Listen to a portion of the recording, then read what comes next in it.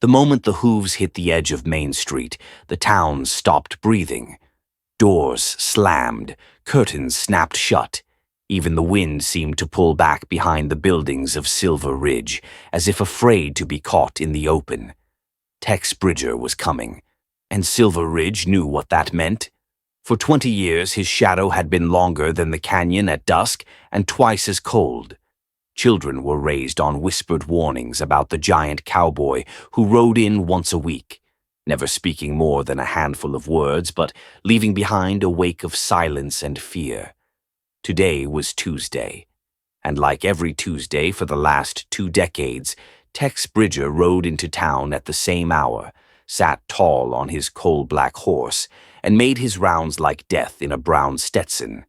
He was massive 6'8" in his worn leather boots, shoulders like stacked timber under a dusty brown vest. His long arms hung loose at his sides, the fingers of one hand resting near the worn grip of a modified Colt .45. The other hand never strayed far from the pommel of his saddle. His face was carved with years of sun, scowl, and solitude, and his eyes, those eyes were a kind of gray that felt colder than snow on bare skin.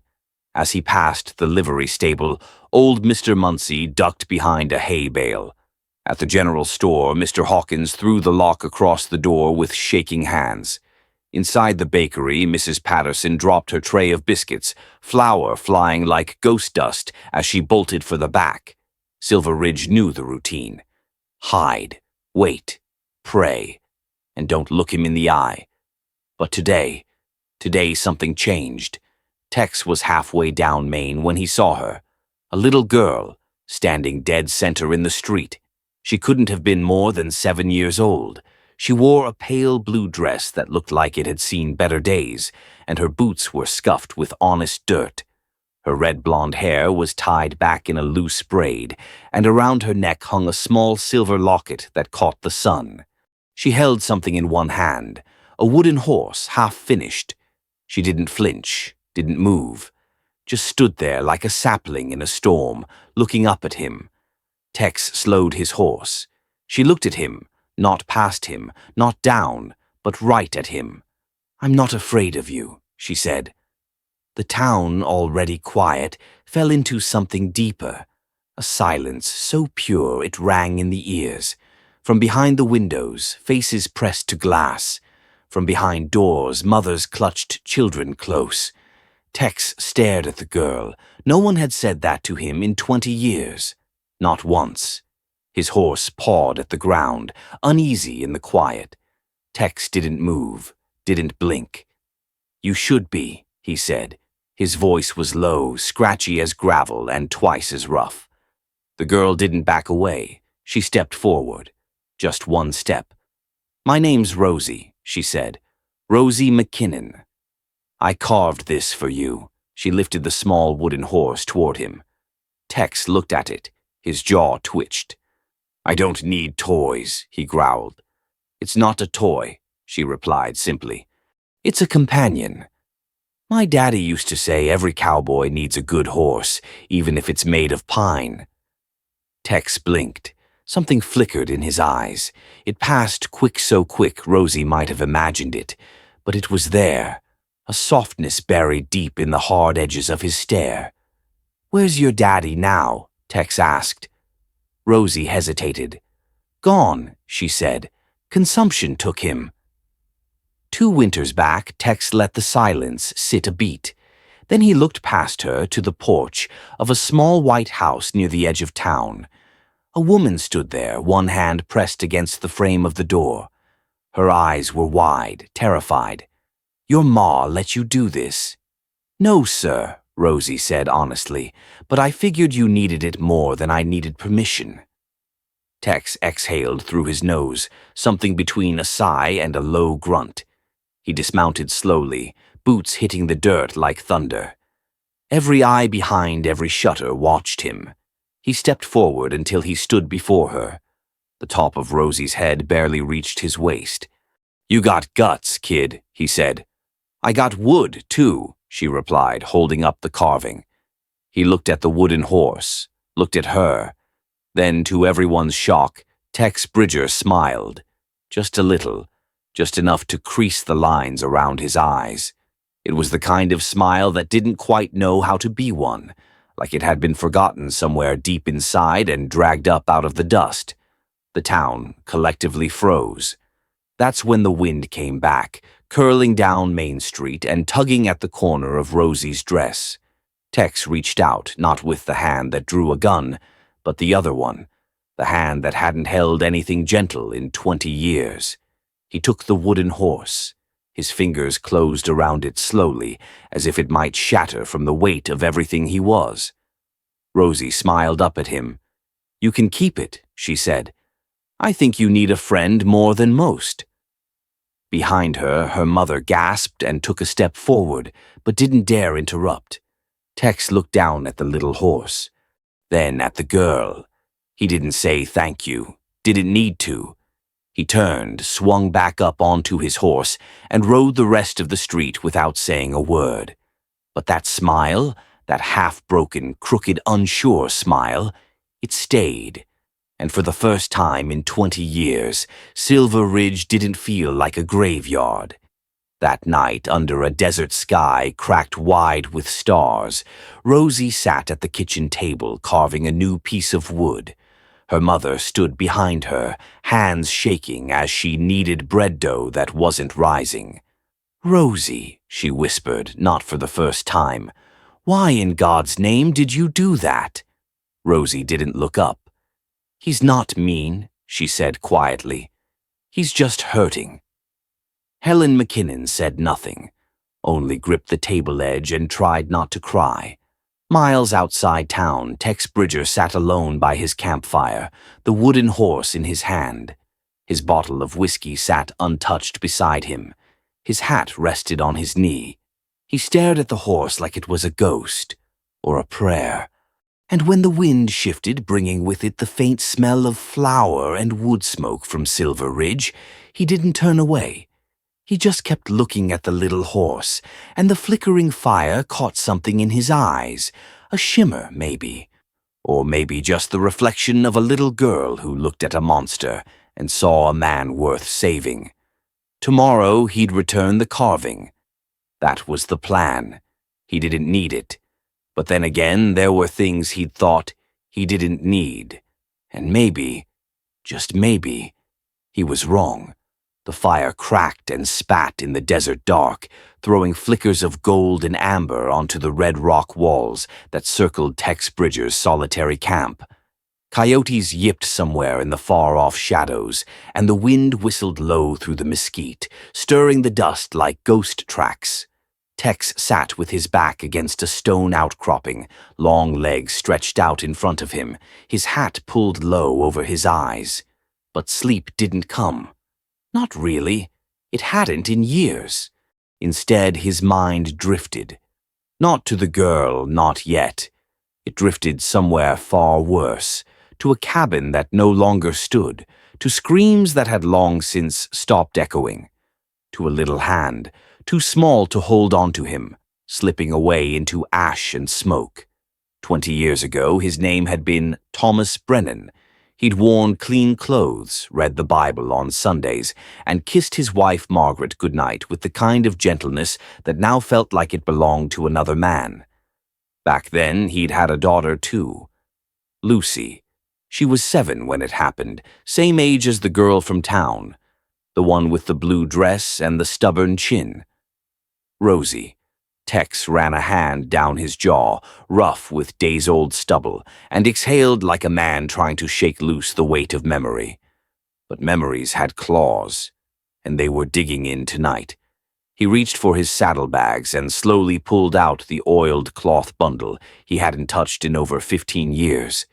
His fingers trembled, not from fear, but from something colder. Regret. Inside the cloth was a photograph, burned along the edges, warped by time and heat. It showed a younger version of himself standing tall between a woman with sunlit hair and a girl with missing front teeth and a gap-toothed grin. He stared at it now. The man in the picture had soft eyes. Tex didn't remember what it felt like to have eyes like that. Back then, he'd built wooden toys for Lucy in the evenings after supper. Horses, rabbits, even a stagecoach once. She'd clapped her hands when he gave them to her, like they were treasure. The first thing the fire took was the laughter. He hadn't heard her laugh since. He hadn't heard anyone laugh like that until Rosie stood in front of him on that street and said the one thing no one else dared. "I'm not afraid of you." Tex swallowed hard and looked down at the wooden horse beside the fire, the one Rosie had given him without blinking. Its surface was smooth but not perfect. The legs weren't quite even. The eyes were a little crooked. But there was something about it that made his chest ache. She'd carved it herself. He didn't need it. Didn't need anyone. That's what he told himself. But still, he hadn't thrown it in the fire. He stared at it for a long time, as if the flames dancing across the carving might burn something clean in him too. Then he whispered a name he hadn't said aloud in years. Lucy. The wind answered back with silence. Later that night, as the moon climbed high and cast long shadows over the desert floor, Tex found himself doing something he hadn't done since the day he buried them. He prayed. Not out loud, not with words, just with the broken pieces of a soul he thought was already dead. He didn't ask for forgiveness. He didn't think he deserved it. But he asked for sleep. Just one night without the screaming. He didn't get it. By morning, he saddled up without saying a word, the wooden horse tucked carefully into his saddlebag beside the scorched photograph. His horse, a big gray gelding named Reaper, tossed its head and snorted, picking up the scent of the town on the wind. Tex didn't know why he was riding back. He told himself it was to return the carving, maybe drop it on the store steps and leave without being seen. But the truth scratched under his ribs like a splinter. He just wanted to see if it was still there, if the girl had meant it, if the courage in her eyes hadn't just been a dream he'd conjured in the firelight. By the time Silver Ridge appeared on the horizon, the midday sun had turned the sky white with heat. Dust curled up from the trail in lazy spirals, and heat shimmered off the rooftops like rising ghosts. Tex reined in his horse just outside the ridgeline, out of sight, and dismounted. He led Reaper to a patch of shade and left the saddlebag untouched. Then he walked, on foot, no spurs jangling, no hand near his gun. For the first time in decades, he approached town like a man, not a warning. He passed the old church, its bell still silent. The general store came into view, its porch empty, its steps dusty. And there it was, right where she'd left it. The little wooden horse. Tex stopped at the edge of the boardwalk, staring down at it. Still upright, not kicked aside, not broken. Still waiting. He looked up and saw movement behind the lace curtain of the bakery. A quick blur of white Mrs. Patterson, no doubt. He heard the scrape of a bolt at the sheriff's office, saw the saloon doors sway once and then still. The town had seen him, and just like always, they were holding their breath. But this time they weren't hiding as fast. Tex bent down slowly, his knees cracking as he crouched. His fingers brushed the carving. He didn't pick it up. Not yet. Instead, he stood, looked up the street, and saw her. Rosie. She was sitting on the porch rail outside her house, carving another piece of wood with a small knife. Her eyes lifted when she felt him watching. She smiled. Not big, not dramatic, just a quiet, certain smile like she'd been waiting. Tex Bridger touched the brim of his hat. She lifted her knife in a wave, and for the first time in his life, he turned and walked back out of town, without anyone running or screaming. Behind him, the little wooden horse stayed on the step, but something about it made him feel like maybe, just maybe, it was waiting for him to come back. Which is why, as the sun dipped low and painted the desert gold, Tex did something no one expected. He made camp a mile closer to town than usual. And he slept, fitfully. Yes, but without the bottle, and without the screams. Because he wasn't done yet. not by a long shot. Tex Bridger rode into town just after noon, the kind of hour where heat made even the horses squint. Dust clung to his boots and hat, and the town, as always, fell into a hush when his shadow hit the main street. No one said a word. Children were pulled inside like laundry before a storm. Women peered through curtains with their breath caught halfway. Men stiffened, one hand always drifting toward a pistol that none of them were quick enough to use. Tex didn't speak. He never did. But today something was different. The wind didn't press quite as hard. The air felt thick, not with fear, but with expectation. He stopped in front of the general store, dismounted slow. He wasn't here for supplies, wasn't here for vengeance. He didn't know what he was here for, until she appeared. Rosie, same blue calico dress, same bare knees and dust-scuffed shoes. But this time she held something behind her back, a bundle of wildflowers, purple, white, gold, picked fresh from the fields just east of the church, where the grass ran wilder than the preacher's sermons. Tex frowned as she stepped into the open. He caught the shift in the town's breath, the way every adult froze, the way the sheriff's hand gripped the doorframe of his office. "Rosie," someone whispered from a porch, "get back here." She didn't listen. She never did. Tex stood still as a grave marker, eyes shaded by the brim of his hat. Rosie walked right up to him, her chin high, her little braid bouncing behind her shoulder. She looked like she belonged to another world entirely, one where monsters could be forgiven, one where death didn't wear spurs. "I picked these for you," she said, holding out the flowers. Tex didn't move, not a blink, not a twitch. "They're wild," Rosie continued, "like you." Her eyes crinkled at the corners, smile steady. "Thing is," she said, "even wild things deserve flowers. Even bad guys.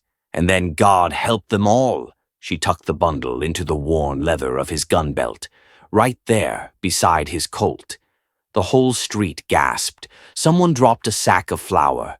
A dog barked, then fell silent, like even it knew something sacred had just happened. Tex looked down at the flowers, the way the colors clashed with the black of his rig, the way they didn't seem to care who or what he was. And then he looked at her, this girl who'd seen what the rest of the town wouldn't, who had marched through their silence like a little soldier of mercy. Tex's hand moved slowly, not to his gun, not to her. He simply lifted the bouquet from his belt, looked at it, then back at her, and for the first time in 2 decades, his eyes changed. Not softened exactly, not all at once, but something flickered, like the wind shifting just before the storm breaks, like a door cracking open in a house long boarded shut. He nodded once, a slow, deliberate motion, like a mountain bowing to the wind, and Rosie beamed. She didn't run, didn't flinch. She turned on her heel and skipped back to her porch, leaving a trail of dust and innocence in her wake. Tex stood there a long time, still holding the wildflowers. The town watched him like they were waiting for thunder, but none came. He turned without a word, mounted up, and rode back out, the petals still in his hand. Mrs. Patterson fainted right then and there on the bakery porch. The preacher dropped his Bible, and Sheriff Boone leaned against his doorframe, hat in hand, whispering, "Lord, have mercy. He didn't shoot her." No one spoke for a good hour after that. It wasn't until sunset that Rosie's mother finally broke the silence. She walked down the street and picked up a single petal that had fallen from Tex's hand when he rode away. She held it tight like it meant something. Because maybe it did. Maybe the biggest change in a man didn't come from a bullet. Maybe it came from a child with flowers and no fear. That night, just outside of town, Tex built his fire a little smaller. He ate slow, chewed, tasted. He held the flowers like a man holding a rope across a canyon. and as he laid back against the dirt and closed his eyes, he whispered a name he hadn't spoken in a long time. "Lucy, she's got your eyes." Then he slept, but only until he heard the gunshot. It cracked through the night like God slamming a door. Tex sat up, heart thudding, the flowers crushed in his fist, and he knew deep down in his bones that someone in Silver Ridge had crossed a line, and there was no turning back. The rain came in soft that morning, washing the dust off Silver Ridge like the town was trying to clean itself of old sins. It didn't last long. Rain never did out here. But the air held that wet smell, earth and memory, like something forgotten had been stirred loose. Tex Bridger stood outside the general store, watching the clouds clear over the hills. He wasn't sure why he was still in town. The smarter part of him said, "Ride on, leave before someone got brave or foolish enough to test him again." But something rooted him here, and her name was Rosie. She found him on the bench by the old telegraph pole, same place he'd sat yesterday and the day before. This time she had no flowers, just a small leather-bound book pressed to her chest. "You like stories?" she asked, chin tilted up. Tex didn't answer, but his eyes, the way they rested on her, said, "Maybe." "My daddy used to tell 'em," she said, "before he passed." Tex shifted just slightly, a flicker across his brow. Rosie sat beside him, swinging her feet off the edge. "He was a carpenter," she said. "Built our porch. Fixed the school bell when it cracked. Could make anything with his hands." Tex nodded once. "Good trade," he muttered. Rosie was quiet for a while, then her voice lowered. "Mama found something in his old chest last night." She looked up at Tex with a mixture of confusion and pride. "It was a badge," said Deputy U.S. Marshal. Tex sat straighter. "She thought he was just a handyman," Rosie said, "but he had this badge hidden under all his tools, wrapped in cloth." Like it mattered, Tex didn't respond, not right away. But in his eyes a memory began to stir. James McKinnon. A name from the past, a quiet man who once crossed Tex's path during a border skirmish near El Paso. Tex remembered the way James had stood between a band of outlaws and a wounded family without blinking, how he held the line with nothing but a shotgun and a firm voice. He wasn't flashy, he wasn't loud, but he didn't break. Tex never knew his name until now. "He ever tell you why he stopped wearing it?" Tex asked. Rosie shook her head. "Mama said he came back one day, real quiet, gave up the badge, said he'd had enough of men who called themselves law but acted like wolves." Tex looked at the horizon. He knew those men, and he knew what it did to a man who tried to stand against them. "Your daddy," Tex said slowly. "He ever talk about El Paso? A ranch fire? A gang called the Sharp Riders?" Rosie's brow scrunched. "No, just bedtime stories. He told me a funny one about a chicken who outdrew a sheriff." Tex gave the faintest twitch of a smile. "Those stories," he said, "they weren't just for laughs." Rosie looked at him. "They were lessons," Tex continued. "Way a man keeps his truth safe when the world's too cruel for it." She leaned into his arm, small and warm. "Tell me one," she asked. Tex stared at the empty road for a long moment. Then he spoke. "There was a time," he began, "when a marshal named James McKinnon rode into a town called Dust Hollow. Place was crawling with gamblers, rustlers, men who'd shoot you for looking at the wrong saloon girl. But McKinnon, he didn't carry a big voice. He carried presence." Rosie listened, eyes wide. "He didn't fight dirty, but he fought smart. One night they tried to ambush a family heading west, wagon full of orphans and grain. McKinnon stood between them and 5 gunmen. Didn't flinch. Told those bastards he'd seen men like them before and buried every last one." Rosie leaned in closer. "What happened?" Tex's eyes gleamed. "He dropped 3 before the others ran." Her mouth opened in awe. "That man," Tex said. "He was more than a carpenter." Rosie smiled wide. "You knew him, didn't you?" Tex didn't answer. He just looked down at his hands, big scarred hands that once held rage like a torch. Today they trembled slightly. "I might have crossed paths," he said. She reached into her pocket and handed him the little badge. The silver was dulled, edges worn from time. "Mama said I could keep it," she said, "but maybe it belongs with someone who remembers." Tex took the badge gently, held it like it was a sacred thing. "You keep it," he said. "He left it for you." "That means it's still got work to do," she nodded solemnly. And in that moment the outlaw and the little girl sat side by side like kin joined not by blood, but by the stories they carried. Later that night, Tex sat alone under the stars behind the livery. The badge was on the ground beside him, glinting faintly in the moonlight. He wasn't a man prone to prayer, but he whispered to the wind anyway. "You raised her right, James. You did what I couldn't." Then a sound in the distance. Boots. Many of them. Tex rose, slow and silent.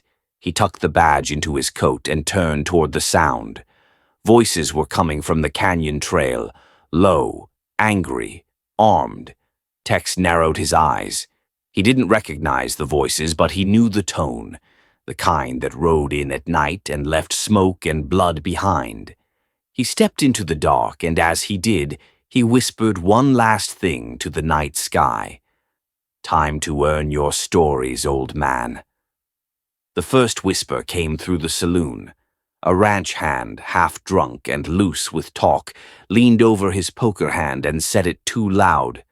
"Heard Tex Bridger ain't the monster he used to be. Some say he's gone soft, playing nanny to a little girl with flowers." By sundown, the whisper had become a wave. They said the ghost of El Paso was done, that the gunslinger who once ended a man's life with a look now sat on porches holding hands with children, that he'd traded his six-shooter for a flower bouquet, and in a canyon 3 days south, a man named Blackjack Crenshaw heard that same rumor. He didn't laugh. He grinned slow, like a beast waking from slumber. Crenshaw had history with Tex. Real, bloody, unfinished history. Years ago, Tex had put a bullet through his older brother and rode off before Crenshaw could return the favor. "You sure?" Blackjack asked, eyes like smoke behind his hat brim. The scout nodded. "He's in a town called Silver Ridge. Barely carries his gun. They say he don't even talk much now. Just walks slow, drinks coffee, and lets a little girl braid flowers into his belt." Crenshaw spit on the dirt. "Well," he said, rising, "let's go pull the fangs from the ghost." His gang followed, 8 men in all. Each one hungry for blood, for gold, or just for the legend of killing a legend. They rode like wolves under moonlight, and the dust they kicked up felt like storm clouds rolling toward Silver Ridge. Back in town, Tex sat on the edge of Rosie's porch, while the girl tried to teach her cat how to sit on command. She was losing. But she laughed anyway, and something in that laugh stirred something ancient in Tex's chest. Sheriff Allen rode up fast, dismounted, and shoved a crumpled telegram into Tex's hands. "Crenshaw," the sheriff said, breathless. "He's coming." Tex didn't need to read it. The look on Allen's face told him enough. "They're 3 hours out." Maybe less. Tex stared at the horizon, then looked down at his hands. He hadn't drawn in weeks, hadn't thought of killing in longer, but instinct stirred like muscle memory. "You want me gone?" Tex asked. Allen blinked. "Gone? I can ride out, lead 'em away." Easier that way, the sheriff's voice caught. "You think this town wants you to run?" Tex didn't answer. It wasn't about what the town wanted. It was about what he expected of himself. For 20 years he ran, from bodies, from regret, from the ghosts that whispered through every crack in his spine. But now, Now he thought of Rosie, of her braiding wildflowers into his belt, of her stories, of that badge she showed him wrapped in cloth. He looked up at the sheriff. His voice came quieter than anyone expected. "This time I stay." That evening he sat alone outside the livery, cleaning a gun he hadn't touched since New Mexico. He didn't strap it on. Not yet. Rosie found him there. She held something in her hands. It was her father's badge. "I know it's not real anymore," she said, stepping forward, "but Mama said it still means something." Tex didn't look up. She placed the badge in his palm. Her voice steadied. "You don't have to be a deputy for the law, Tex." "Just for us." He stared at the tin star. The edges were worn smooth, but the weight of it was still real. "I never wore one of these," he murmured. Rosie smiled. "Well, now you do." Tex rose slowly, towering over her like an old tree, but gentler now. He pinned the badge over his coat. Didn't matter that it wasn't official. It wasn't about the badge.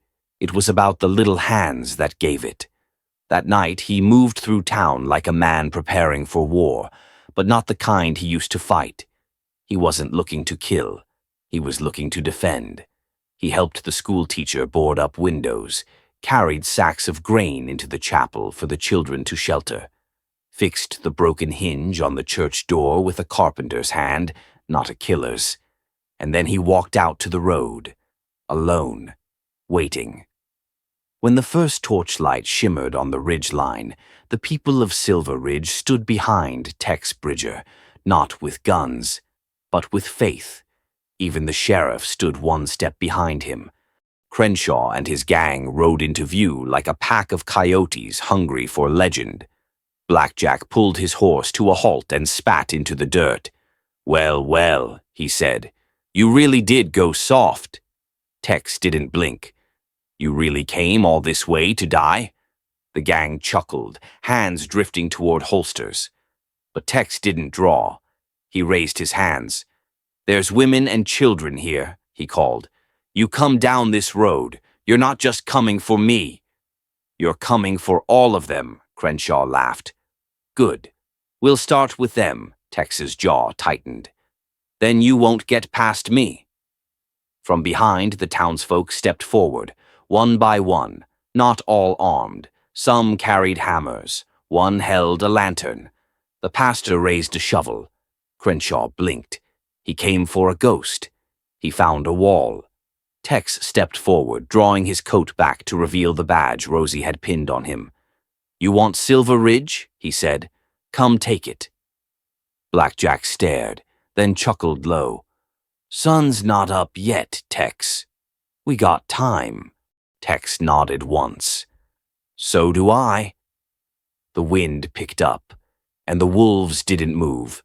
But neither did the man with the badge. The sun hadn't yet touched the roof lines of Silver Ridge when the first hoofbeats echoed through the canyon pass. The kind of hoofbeats that shook dust from porch rafters and made old men reach for whiskey before breakfast.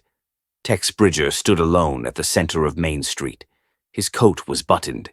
The star Rosie pinned still clung to his chest. A thin wind pulled at the hem like it wanted to carry him away. But he didn't move. He could see them now. 9 riders, Crenshaw in the lead, his black duster billowing behind him like the shadow of death itself. The rest fanned out behind him like crows picking over the same carcass. Tex counted the rifles, counted the twitchy fingers, counted the odds.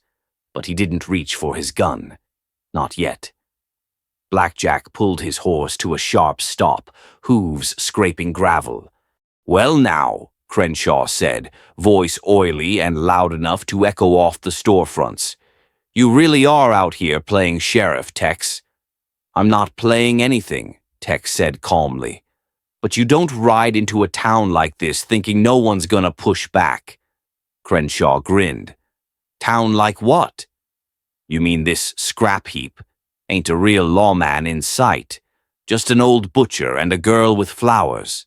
A voice came from the shadows behind the barber shop. I guess I'll take that as a compliment. Sheriff Dalton stepped forward, rifle in hand, boots slow and steady on the wood planks. Crenshaw's grin faltered for a second. Then Mrs. Patterson came out of the schoolhouse door, her apron dusted with flour, a long double-barrel shotgun resting easy in her arms. "Come one step closer," she said, "and I'll turn your boots to splinters." Mr. Hawkins emerged next, lanky and trembling, but holding a revolver with two hands like he meant it. Behind him came the blacksmith, the undertaker, the young widow from the tailor's shop. One by one they stepped forward from alleyways, behind wagons, out of storefronts. None of them were fighters, but every one of them had something left to protect. Crenshaw's smile twisted into a sneer. "So this is the new army of Tex Bridger?" A school mom and a coffin man. Tex stepped forward once, firm. "You're not facing the man I used to be," he said, "but I promise you this. You step foot past that trough and I won't let you walk back out." Blackjack's horse reared, and then the silence shattered. Gunfire cracked across Main Street like a thunderclap. Window panes burst. A bullet tore the corner of the mercantile sign. Crenshaw's men fanned out fast, firing wildly. Tex didn't draw fast. He drew right. The first shot knocked the rifle out of a rider's hand before he could aim it. The second caught another in the leg, sending him toppling from his saddle into the dust. Not a kill. Not a coffin. Just enough to stop them.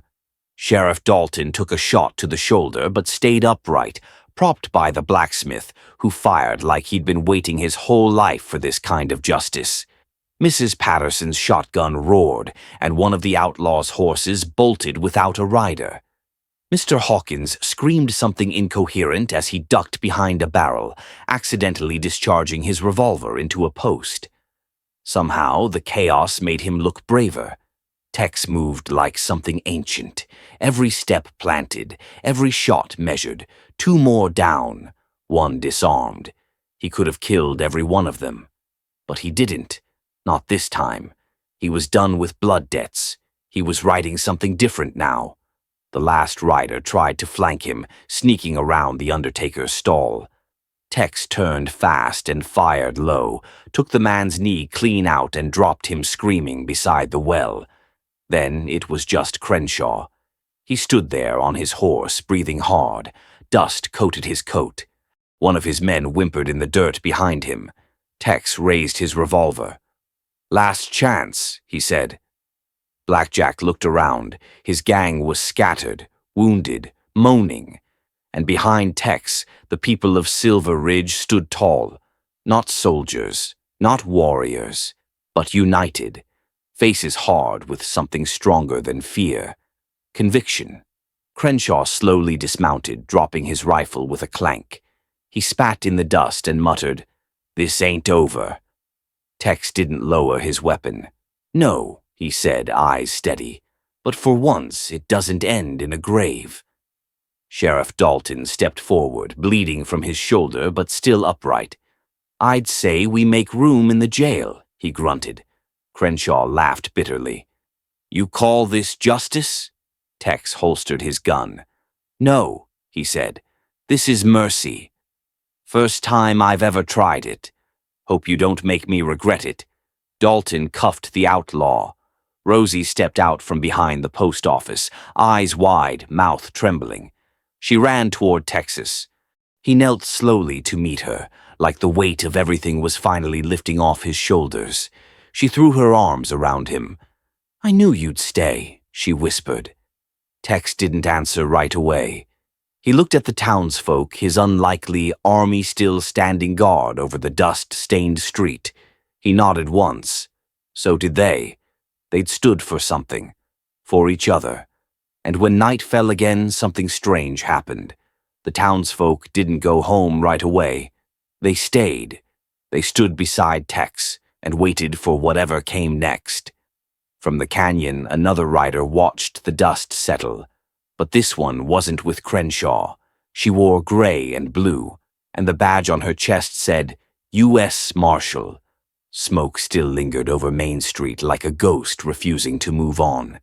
Bodies were scattered, wounded men groaning in the dust, rifles dropped and boots kicked loose in the chaos. Horses whinnied nervously from behind water troughs, their eyes wild with leftover terror. The townsfolk huddled together, their breath shallow but their spines straight. The gunfight had ended, but not for Blackjack Crenshaw. He was crouched behind the trough near the livery, blood dripping from a grazed shoulder, jaw clenched like a bear caught in its final trap. And then his eyes found her. Rosie. She had come to Tex, running out when the last of the shots faded, clutching the worn leather satchel from the general store, her little fingers wrapped around a handkerchief soaked in someone else's blood. She had come to help. Tex was still standing, barely.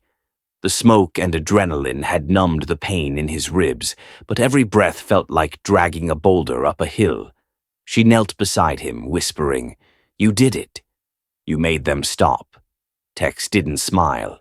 His eyes scanned the street, searching. He saw the shadow move first, behind the rain barrel, a flicker of a coat, the glint of a pistol. Blackjack was crawling toward Rosie like a wounded coyote, slow, mean, and desperate. Tex's heart stopped. He knew that look. It was the look of a man who'd already lost, who had nothing left but hate. Time bent. The world quieted. Blackjack stood, just 10 paces away, gun raised, and it was pointed at Rosie. Everything inside Tex roared to life. He didn't think. He didn't yell. He moved. His boots dug deep into the dirt as he hurled himself forward, arms wide, body turning in midair like a shield forged in another life. Rosie gasped, too slow to move. The gun went off. Then again. And once more. 3 cracks of thunder split the morning silence. 3 slugs tore through Tex's chest, ripping into flesh that had long been scarred, but never broken like this. He collapsed onto Rosie, arms curled around her like she was something sacred. She screamed. Tex rolled over slowly, mouth full of copper and dust. His breaths came like ragged sobs now, not from fear, but from knowing. Knowing this was the price. Blackjack stood over them, eyes wide with shock. He hadn't expected Tex to leap, to shield, to choose. And in that heartbeat of confusion, Tex lifted his hand. The revolver was still there. His fingers trembled as they wrapped around the grip. His thumb cocked the hammer with a sound so sharp it cut through the pain. Tex stared at Crenshaw not with hatred, but with sorrow. "I told you," he rasped. "No more graves, but I'll dig one more." He fired. The bullet hit Crenshaw dead in the center of the chest, snapping his spine backward. The outlaw dropped like a sack of wet flour, arms flailing once, then still. Silence again. Rosie was crying, not like a child, but like someone whose world had cracked open. She cupped Tex's face, her little palms smudged with his blood, pressing them against his cheek like she could hold him in place just by wanting it bad enough. "You saved me," she whispered. You didn't run." Tex blinked slowly. His lips moved, no sound at first, then a rasp. "Had to. You're the only good thing I got left." "No," Rosie said, voice shaking. "You're good. You're one of us. You did it." Her tears fell onto his face, mingling with blood and dust and 20 years of regret. "You're a good man, Mr. Tex," she said. "You always were. You just forgot for a little while." His eyes fluttered. A cough racked his body and a ribbon of red slid down his chin. But he smiled. A small thing. Barely there.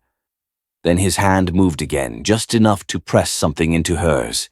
The badge, the one she'd given him.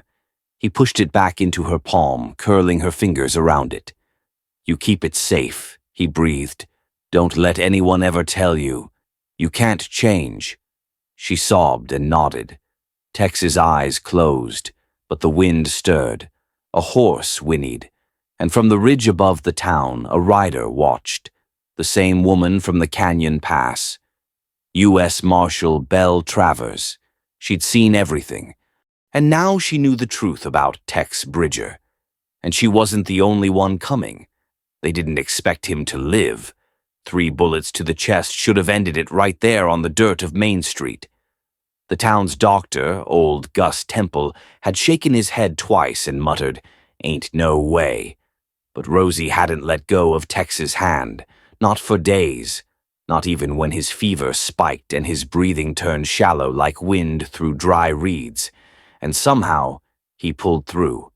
3 months later, the sun rose over Eden Ridge, warmer than anyone remembered it being in years. Maybe it was the season, or maybe it was something else, something human, something earned. Tex Bridger stood at the center of town, not in his old coat of worn leather, but in a clean cotton shirt, sleeves rolled up. His body still bore the marks of battle scars, aches, moments where the air caught in his lungs like it might not let go. But he stood straight, steady. Pinned to his chest, just above his heart, was a real deputy's badge. Sheriff Dalton had given it to him with no ceremony, no words. Just placed it in Tex's palm one morning and nodded. "You're not who you were," the sheriff had said, voice thick with the weight of years, "and neither are we." Now the people of Eden Ridge moved with purpose, not fear. The town that once whispered behind closed shutters now opened windows to let in the breeze, and in the heart of it all stood a forge, a real forge, right in front of the church, where the old bell had once hung before it cracked and fell silent during the Crenshaw raid years ago. That bell had always marked Sundays, marriages, the start of harvest. But since then it had been nothing but rusted metal. Until now. The townsfolk had gathered what they could, rifle barrels, shattered pistols, spent bullet casings from the day Tex took those 3 shots. They melted it all down, poured it into a new cast. When they raised the bell again, the entire town came out to see. Tex watched from beside Rosie. She held his hand like always, her small fingers resting against the calluses he no longer tried to hide. "It's heavier than the last one," said Mr. Hawkins, wiping soot from his brow. "But stronger." When the bell rang, the sound cut through the valley like redemption. Deep, clear, and defiant. It was the sound of something broken being made whole. Tex blinked hard. A few days later, he was fixing fence posts on the east side of town. Not for pay, just because it needed doing. His stride was slower now, but steady. Every nail driven in was one more part of the land made safe. He'd helped Mrs. Patterson replant her garden, even though his hands were more used to pistol grips than hoes. The carrots were coming in crooked, but Rosie swore they were sweeter. In the evenings, kids gathered around him by the well. He told stories, not of gunfights or bounties, but of his first horse, of fishing with his brother, of the time he got kicked in the face by a mule, and still insisted it was the mule's fault. They laughed. They leaned in closer. They called him Mr. Tex. No one spit behind his back anymore. No one crossed the street when he passed. The fear was gone. But so was the mask, and that was the real difference. One night, as the last orange light of day bled into dusk, Rosie sat beside him on the porch of the rebuilt livery. "You know," she said, picking at her dress hem, "I used to think redemption was just a church word." Tex turned to her. "And now?" She looked out toward the hills, where the last of the sun painted the sky gold. "Now I think it's a choice. One you make again and again every day," Tex nodded, throat tight. "I ain't done paying for who I was," he said softly. "No," she replied, leaning her head on his arm, "but you're living like someone worth knowing. That counts." The new bell rang in the distance, one clean, steady chime. Tex closed his eyes. He didn't know what came next. But for the first time in decades, he wasn't afraid to find out. And somewhere far off, A rider watched from the edge of town. Not a threat, not a ghost, but a new stranger, headed toward Eden Ridge. Another soul with a past and maybe, just maybe, a chance for something more. Because the bell was ringing again, and the town was listening. The days passed gently, like creek water over stone. The dust of violence had long settled in Eden Ridge. What was left in its wake was not just silence, but a new rhythm. Life, slowly being stitched back together by hands that once trembled on triggers. Hands like Tex Bridger's. Every morning Tex showed up at the schoolhouse before the children did, just to fix a loose shutter or wipe the windows. He never said a word about it, but Rosie noticed. She always noticed. Sometimes she'd slip outside early, beat the rest of the kids, and sit on the steps with him while he whittled small wooden animals, little rabbits, ponies, and bears. He'd give them away one by one without ceremony, his fingers still rough from years of living wrong. "Do bears have families?" Rosie asked one morning, twirling a carved cub in her hand. Tex paused, looked down at the shavings in his lap. "They do," he said, voice soft. "Sometimes they lose one, but they don't stop being a bear." Rosie didn't say anything, but she scooted closer to him on the steps. Closer than usual.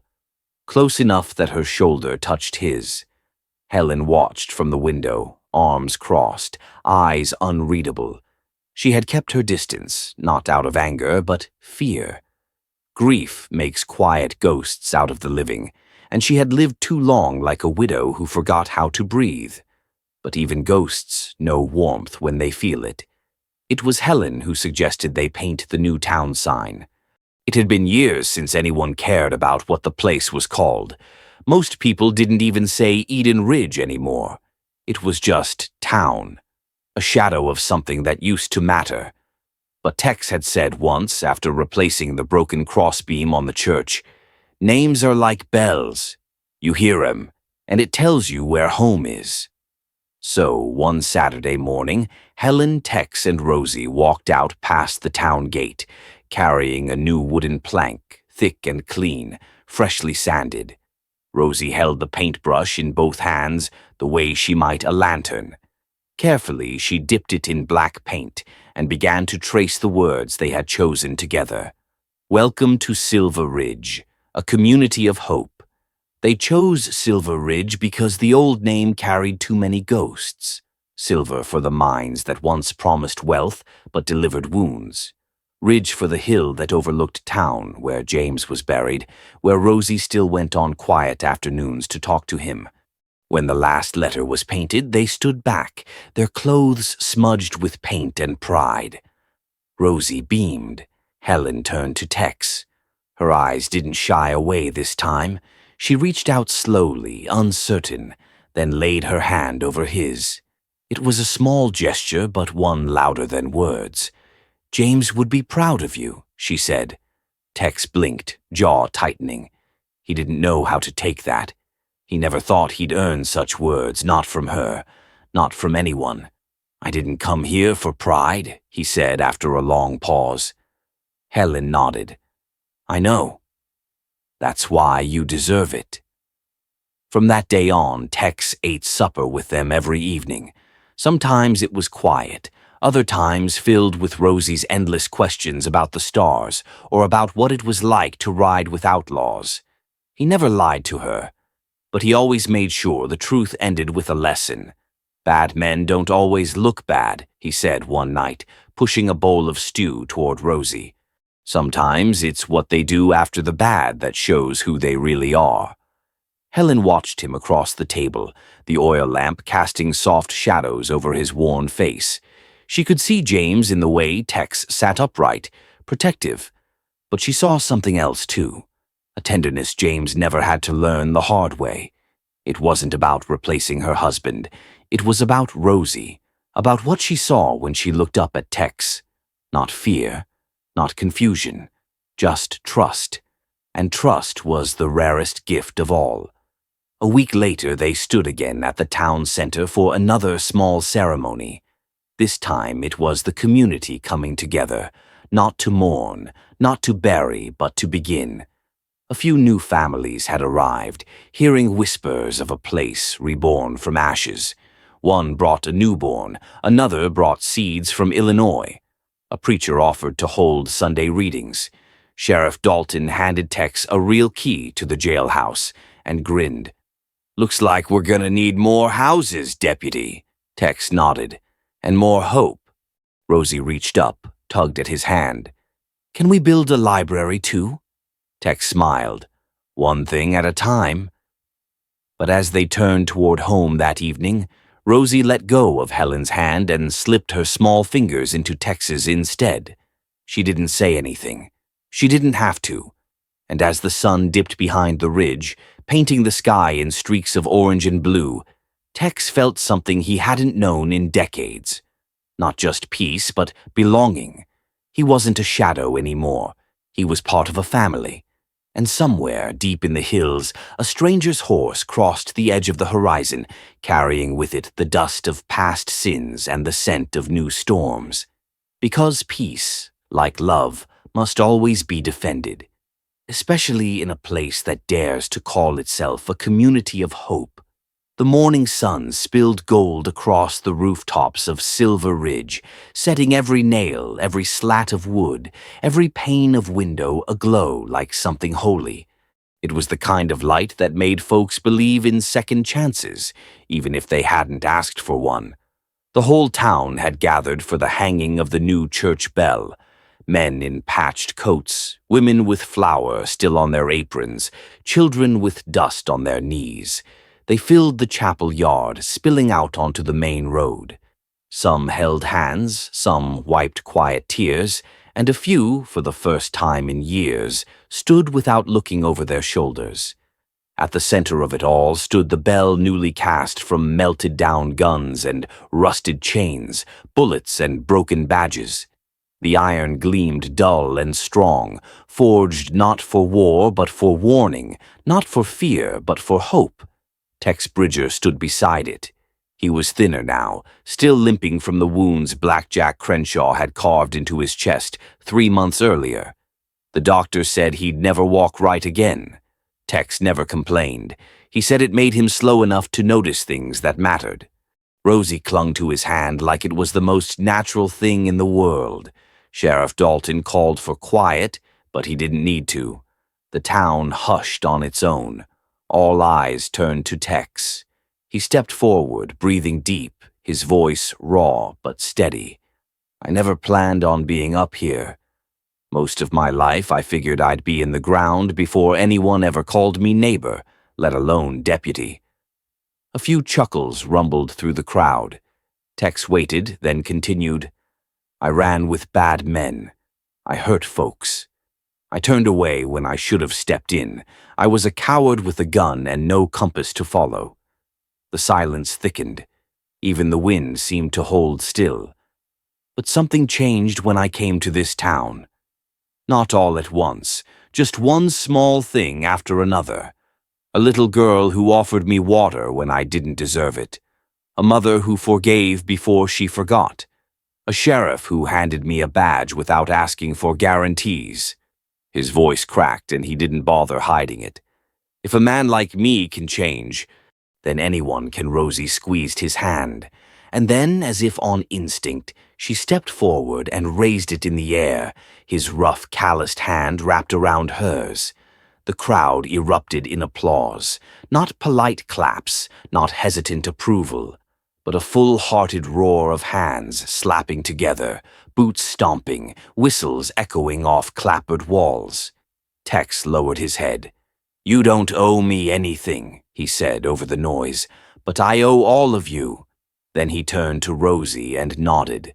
She took a thick rope in her hands, walked over to the side of the chapel, and gave it one mighty pull.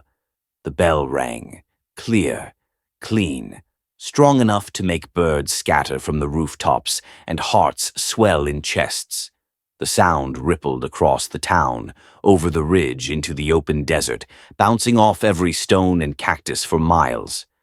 One woman sobbed openly. An old rancher bowed his head and whispered something no one could hear. But everyone understood. It was a sound that said, "We're still here. We matter. And we will build something new." Tex looked up at the bell, then out at the crowd. His voice, now quiet again, found them all. It's never too late to become the person you were meant to be. People stayed long after the ceremony, lingering like they didn't want the moment to end. Children ran through the dirt street with flowers in their hair. Someone started humming an old hymn. The preacher stood alone by the bell, head resting on the metal, as if listening for a message in return. That night, as the stars came out one by one, Rosie curled up beside Tex on the front porch of their little cabin. "I still miss my daddy," she said. Tex nodded. "Me too. But I'm glad I have you." He smiled, resting a gentle hand on her shoulder.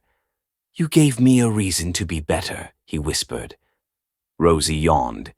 "And you gave me someone to believe in." The wind carried the sound of the bell again, faint this time, but steady.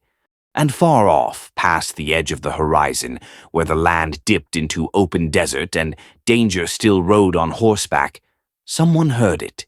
A traveler, a fugitive, a motherless boy, a widow running from the law, someone who needed to believe that Silver Ridge was real, because the story wasn't over. Not by a long shot. There are more out there like Tex, like Rosie, like Helen. Lost souls wandering the West, and maybe, just maybe, the next story will begin when one of them hears the bell and dares to follow it home. So don't miss what happens next on Western Legacy. Subscribe now, and be here for the next ride into redemption. And while you're at it, tell us in the comments, what would you melt your past into if you had a second chance? We'll be right here, waiting for the bell to ring again.